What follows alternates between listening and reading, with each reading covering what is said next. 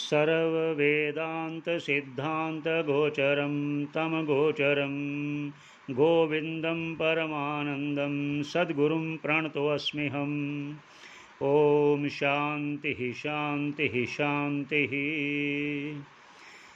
भगवान की असीम कृपा से हम लोग भाष्यकार द्वारा रचित विवेक चूड़ामणि का सरल व्याख्या करते हुए आज 9वां श्लोक लेते हैं।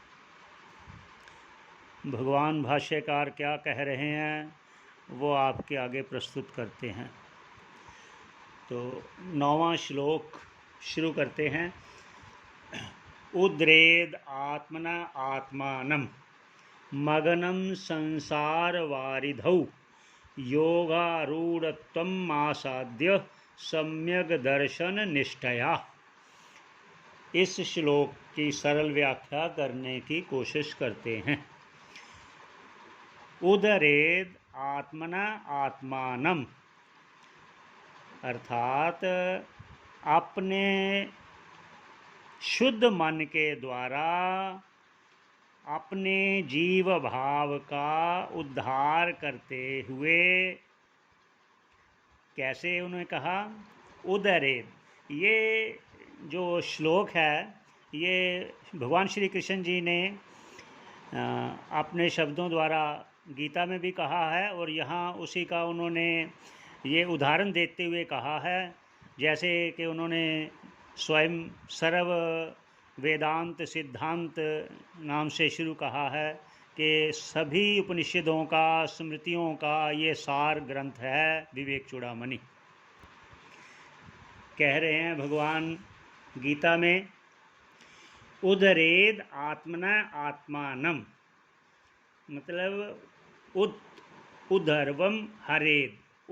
उद्धरेद का ये अर्थ करते हैं। उद्धर्वम उद मतलब ऊपर को उठाए, अपने मन को शुद्ध करते हुए अपने जीव भाव का त्याग करे, ये अर्थ उसका।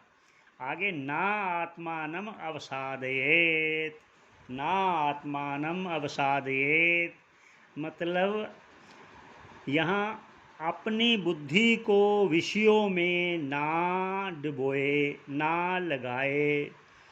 उसके लगाने से अवसादयेत ये संसार में दुखों को सहन करेगा, इसलिए उसको हटाएं, उसको संसार में ना लगाएं। ये उनका कहने का भाव है। आगे शंकराचार्य जी जो अपने ग्रंथ में लिख रहे हैं ये उसका उदाहरण देने के लिए बोल दिया। तो भाष्यकार जी कह रहे हैं कि अपने शुद्ध मन के द्वारा अपने जीव भाव का त्याग करे शुद्ध मन से। और आगे लिखा है मगनम। मगनम अर्थात के जो संसार के विषयों में ही पड़ा हुआ है।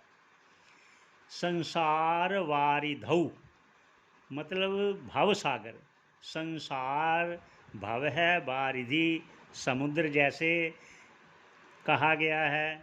वारिधि वारिधौ मतलब जल का भंडार, जलाशय, समुद्र। उस संसार रूपी समुद्र में ना गिराए। योगारूढ़ आगे कहा योगारूढ़ त्वम आसाद्य मतलब उस परमात्मा में अपने मन को लगाना शुरू करे। लगाकर विषयों से इंद्रियों को हटाकर आएगा सम्यक दर्शन निष्ठया।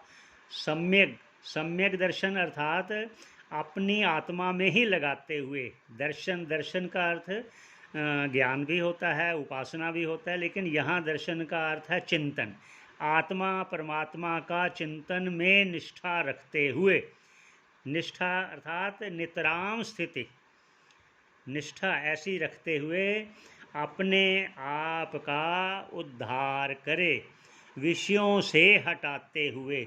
संसार वारिधौ में जो मग्न है, विषयों में जो लगा हुआ है, ये विषयों के बारे में भी एक उदाहरण देते हैं जो श्रुति स्वयं कहती है ये कठोपनिषद की श्रुति है। प्रांचे खानी व्यय त्रिणत स्वयंभूस तस्माद प्रांग पश्यति। मतलब हम जो विषय में अनायास ही हमारी इंद्रियां जाती हैं, ये क्यों जाती हैं, ये उसका उदाहरण दे रहे हैं श्रुति का। प्रांची खानी, प्रांची मतलब बाहर को, खानी इंद्रियां, वह त्रिणत बनाई हैं स्वयंभू परमात्मा ने, तस्मात् प्रांग पश्यति इसलिए बाहर को ही देखती हैं। बाकी अर्थ बाद में करेंगे, तो अभी थोड़ा सा उदाहरण देना था। अब कहते हैं सम्यक दर्शन निष्ठया। सम्यक अर्थात अनात्मा में ना लगाए, अहमता और ममता में ना जाए। संसार असम्यक है, आत्मा सम्यक है। वो सम्यक दर्शन मतलब अपनी आत्मा का चिंतन करते हुए, अपनी आत्मा का चिंतन करते हुए लगातार अपने आप को उद्रेद अपने आप को ऊपर उठाए। कहाँ से? जो संसार रूपी विषयों में मग्न है।